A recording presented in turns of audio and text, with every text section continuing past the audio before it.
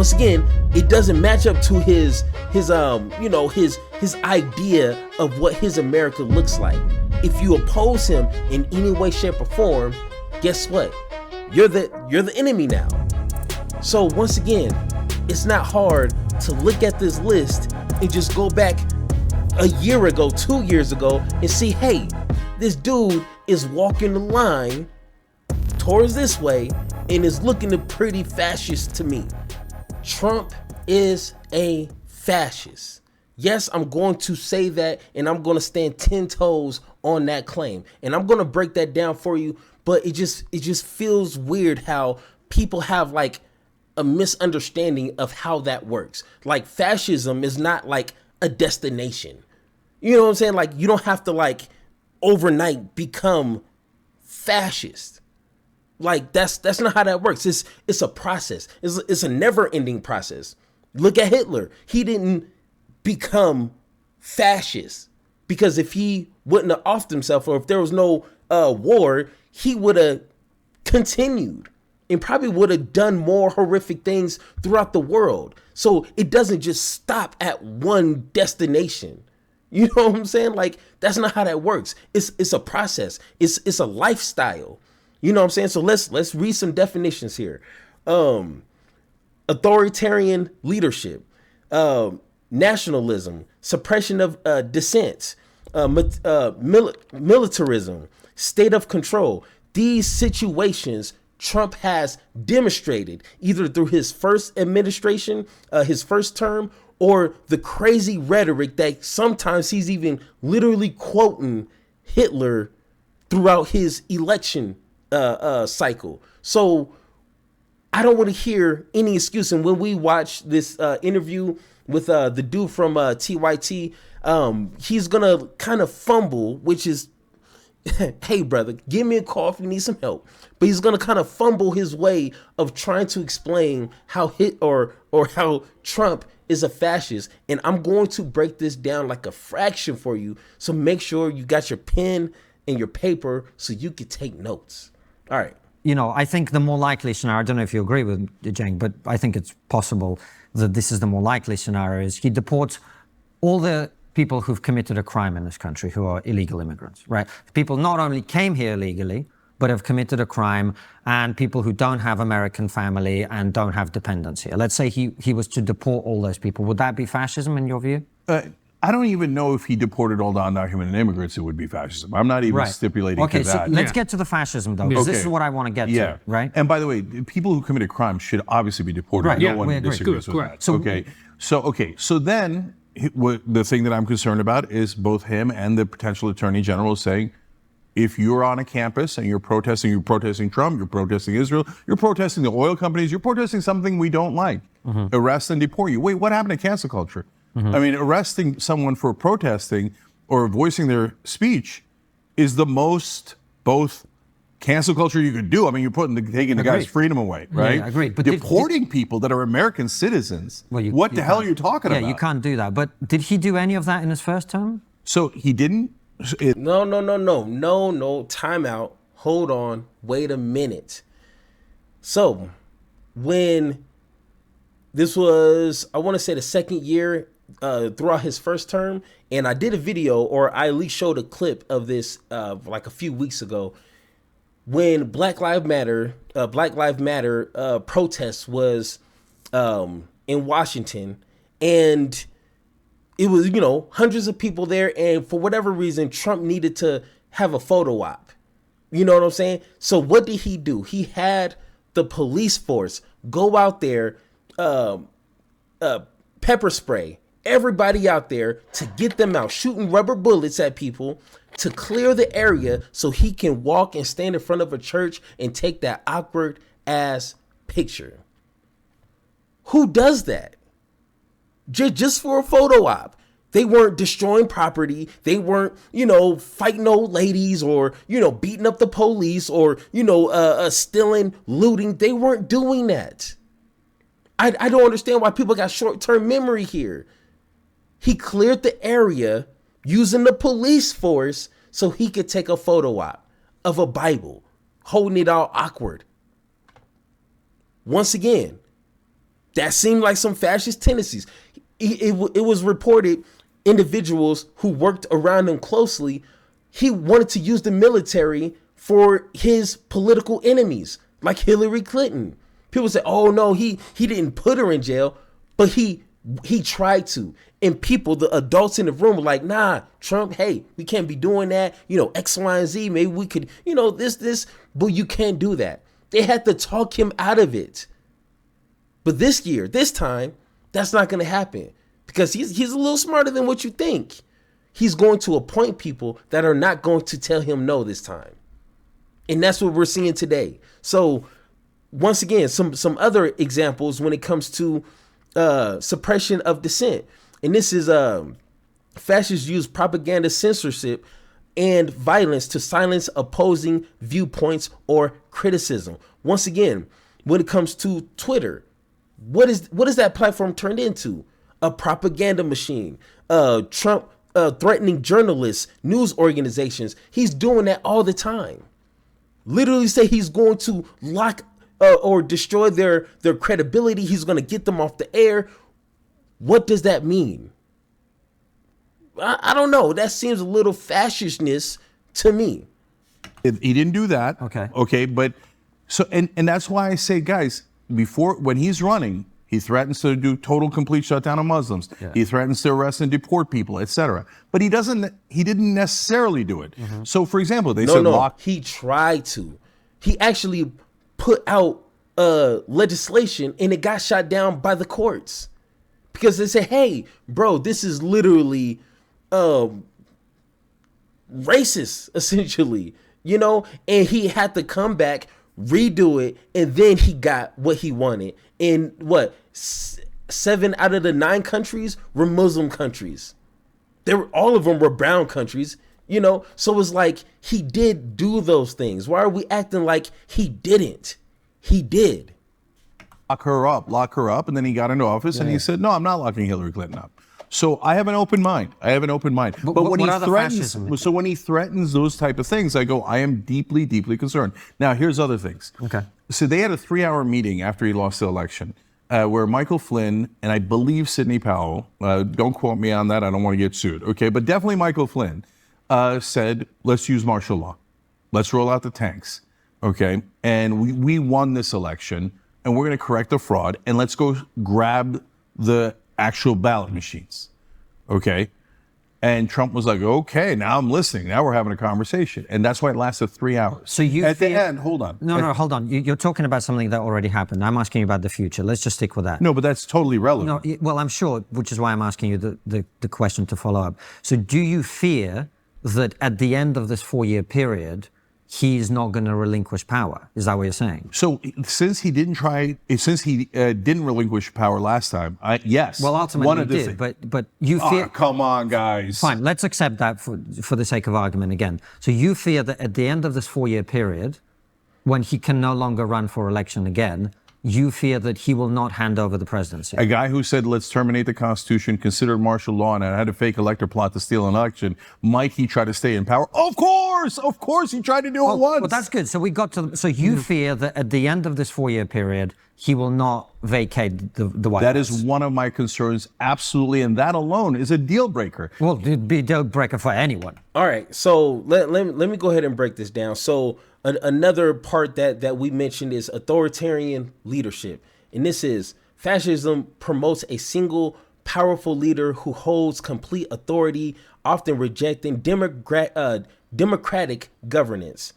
Let me go to my notes. So 1, what he is doing differently from his first term to now is 1, he is appointing people that are yes men. He's not appointing people that are, that have integrity in their job position and who's going to put the Constitution, who's going to put the country first over any crazy ass orders from anybody. You know what I'm saying? And that's what stopped Trump from doing half the crazy stuff he wanted to do. That was reported that he wanted to do. So one thing that I am fearful of is, once again, going back to Project 2025, which so far he's checking some things off the list. People's like, no, that's not going to happen. That's just, he's he's not even in office yet, and he's checking things off the list. And my biggest fear is when he gets into that office, he's going to have these people in position that are going to say yes. And if he doesn't stay in office, he's going to damn near appoint who he wants into that office. If we have another election in 4 years and it's, Republican A versus Democrat B, and Democrat B wins, what is he going to do that he didn't do already? Oh, the election was stolen. Oh, this county, this state, blah, blah. Or he's going to have people in the right positions to fake the elector slates, to where the vice president is going to be like, no, this is the correct numbers. These are the correct votes. We're not going to count these votes. And Republican A, he wins. It's not hard to understand that because he already tried to do this. So why would he not try it again? And if it's not for him, it's for whoever he wants to get into office.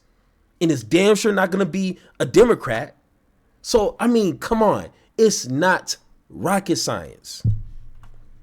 Left and right, no question. Except it wasn't, because he already tried to do it, and the right was like, no big deal, no big deal. I don't think that's it was a giant deal. Yeah, I don't think that's quite true. But anyway, that's your big concern. So that's number one. Number two is, the reason I was telling you about martial law is because he's also said, let's use the military to shoot the protesters in the legs. Let's use the National Guard to arrest citizens, etc. When you're talking about arresting or shooting U.S. citizens and you using the military to do that, because you don't like their protests. And you could be livid about their protests. It doesn't matter. Sure, it's we have a right to protest. Of course. And when he says that, and he has definitively said that and said it on the record, if you go and do that, now that there are no brakes in the car, and there is no General Milley, and there is no General Kelly, and they're not going to be able to stop him. If he does that, do you guys agree that would be fascism? Well, of course. Yeah. So you're great. So once again, I hate the idea of let's fuck around and find out type thing.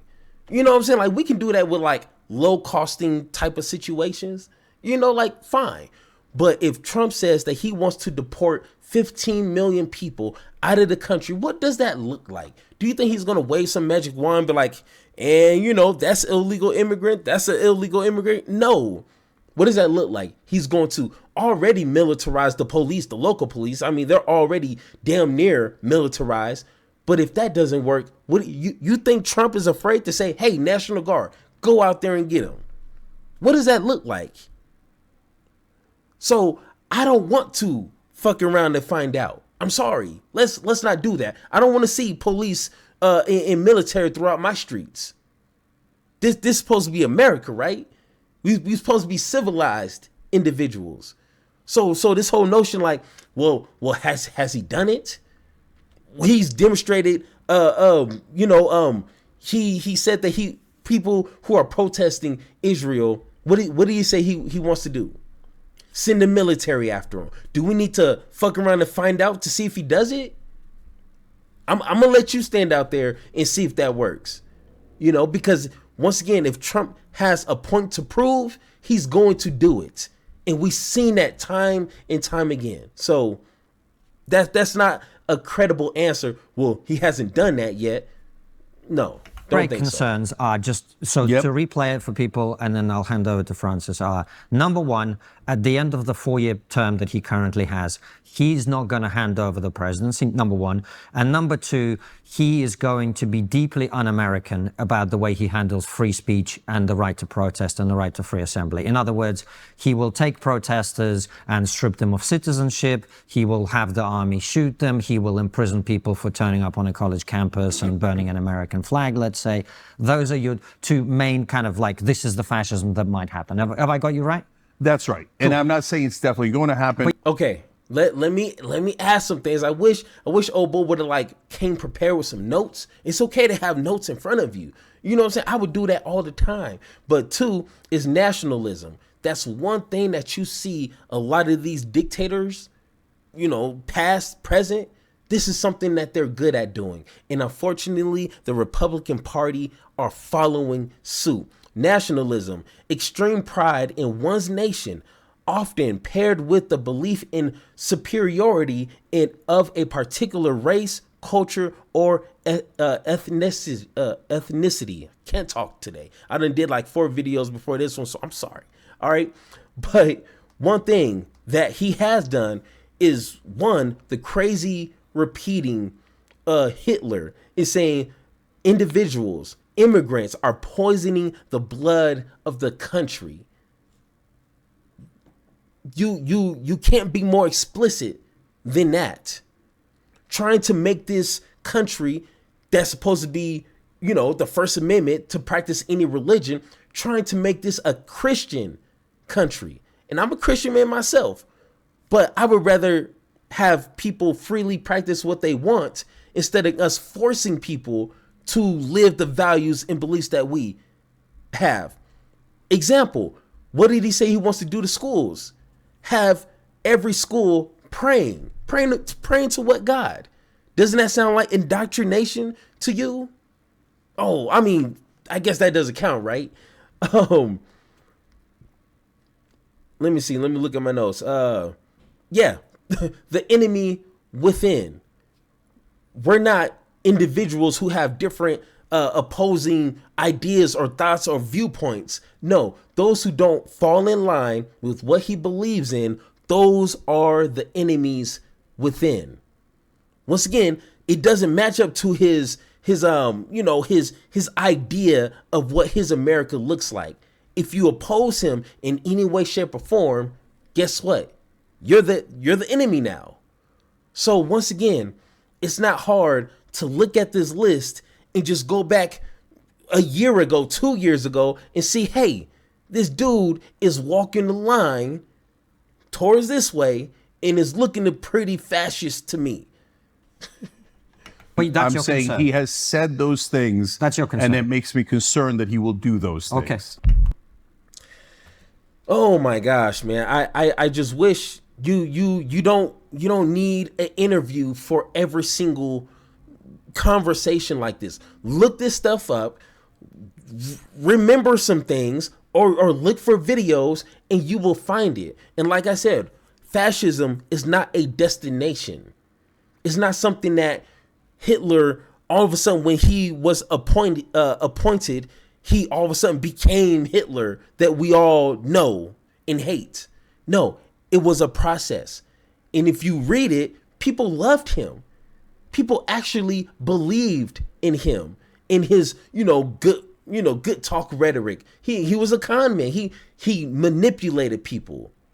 And then little by little, just a slow burn. And then we know the rest. So once again, I don't want to mess around and find out and then it be too late. Can we be adults and say, hey, we shouldn't have a presidential candidate talking or threatening to do X, Y, and Z. In my opinion, he shouldn't even be allowed to run saying half the things he said.